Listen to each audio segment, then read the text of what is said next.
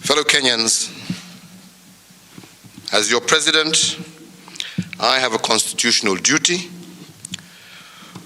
to ensure that legislative instruments presented for my signature conform to our national aspirations, fulfill government's basic obligations to our people, and also to ensure that they are implementable. The Finance Bill 2018-19 brought to me yesterday fell short of this threshold. It protected the status quo and sacrificed our bigger vision. It took the easy path instead of rising to the challenges of our time. It was good politics, but bad leadership. As you already might know, I returned it to Parliament. Ladies and gentlemen, the 2010 Constitution widened Kenya's democratic space. It also fundamentally altered the structures and functions of government.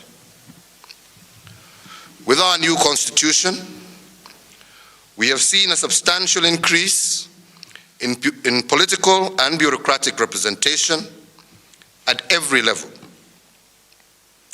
We now have two houses of parliament. The National Assembly has grown from a membership of 290 to 349. And our new Senate has 67 elected and nominated members. We also have 47 governors, 47 deputy governors, and 47 new county assemblies, in which sit more than 1,000 MCAs. Additionally, we have 16 independent offices and commissions, excluding our judiciary. As you can see, the enjoyment of the new rights that we gave ourselves in 2010 has been expensive and unprecedentedly so. We are all very proud of the speed with which we have implemented the new Constitution and devolved government to the people. Having already transferred over 1 trillion shillings to county governments since 2013. We have, as a result, seen major improvements in service delivery and also improvements in the lives of Kenyans. And that is why we will continue to protect and entrench devolution and our new constitutional order, notwithstanding the cost. In addition to supporting devolution, your taxes have also been used for a very aggressive and successful development agenda. Today, millions of Kenyans travel on new roads built by this administration, and other roads are still under construction. Millions of homes have been connected to electricity, and our mothers now have access to safer and cheaper maternal care. In addition to free primary education, parents today can now send their children to day secondary public schools for free, and textbooks are available for our children. Our investment in infrastructure is at its highest since independence.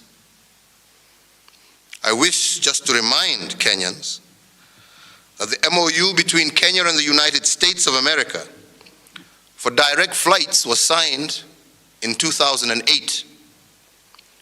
And it is only now After consistent investment in the Jomo Kenyatta International Airport under my administration, that the first direct flight to America has become a reality.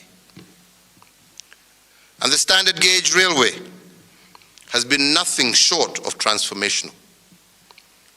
Built in record time, it has moved between Mombasa and Nairobi more than 1 million passengers and hauled millions of tons of cargo.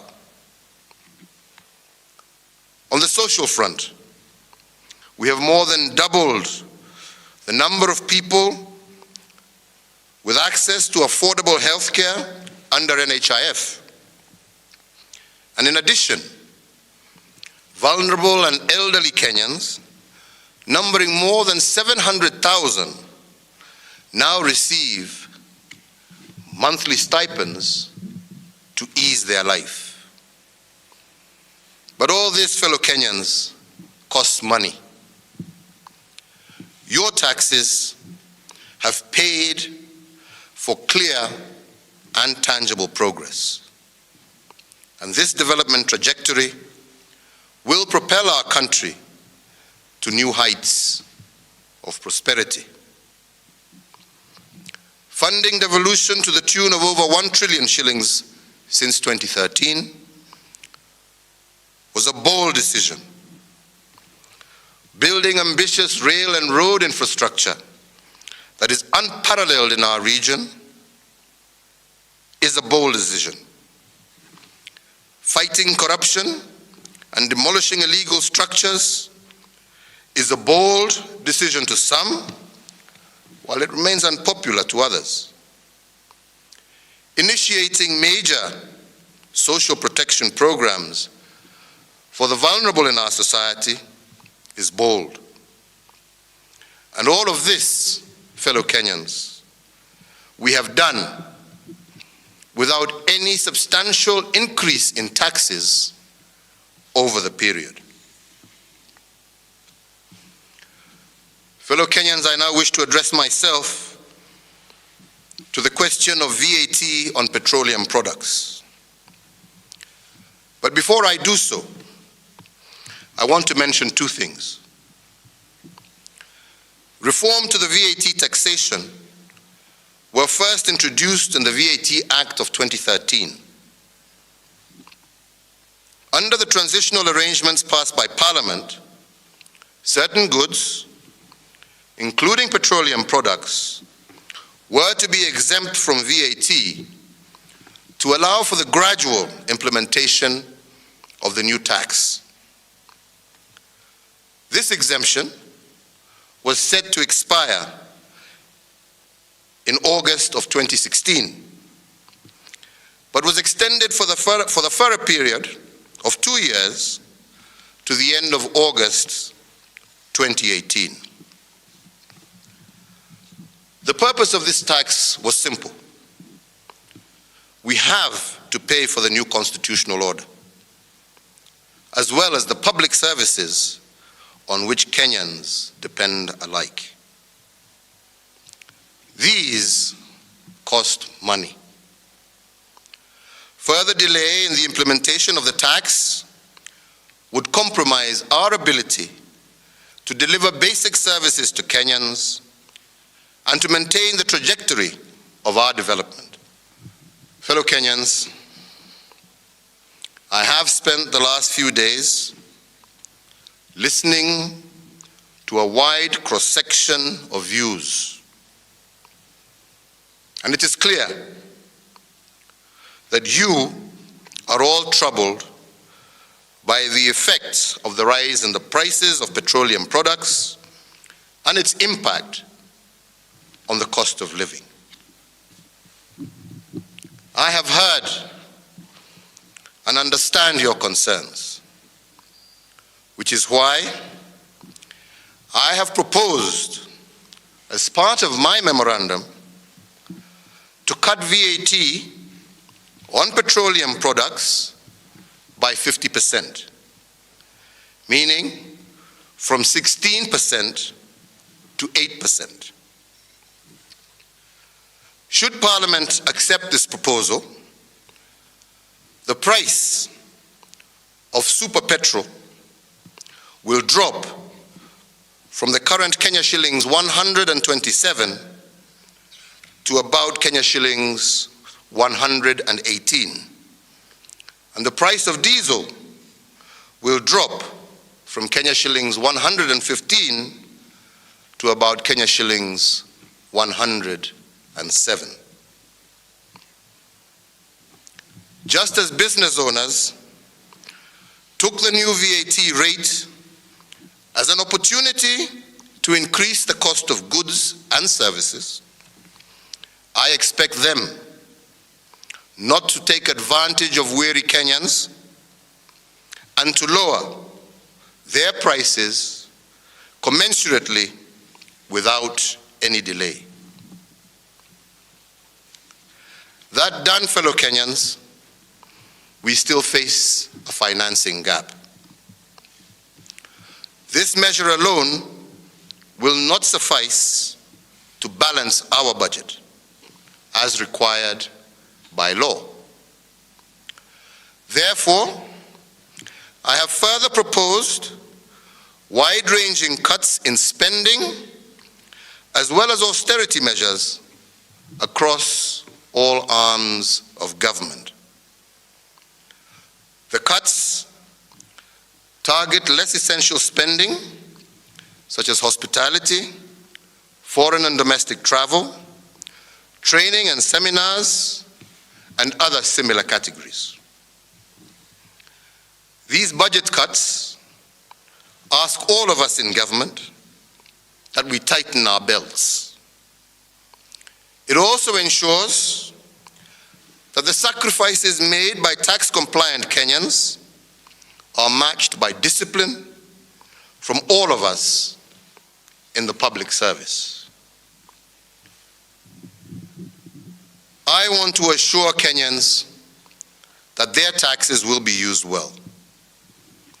And that is why in my memorandum, I have also proposed to increase the resources available to the institutions entrusted to fight corruption. Specifically, I have increased funding to the judiciary to speed up the completion of cases concerning corruption and economic crimes. Further, I have increased allocation to the Office of the Director of Public Prosecution, as well as the other investigative agencies. I expect these bodies to work closely together to help us restore our faith in public institutions. Fellow Kenyans, as President, it is my first responsibility to put Kenyans first. Those living today and your children who will inherit this country tomorrow.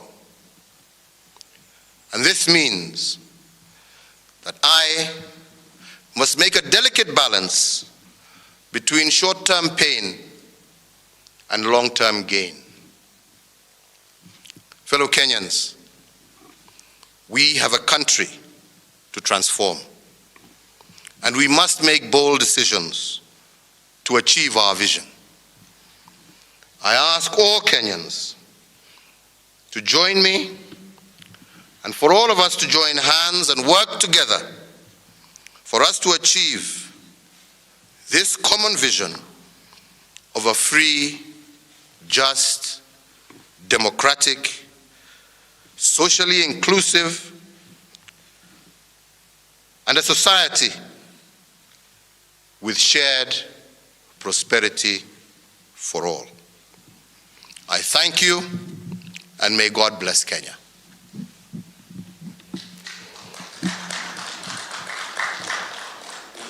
Thank you very much. Asante.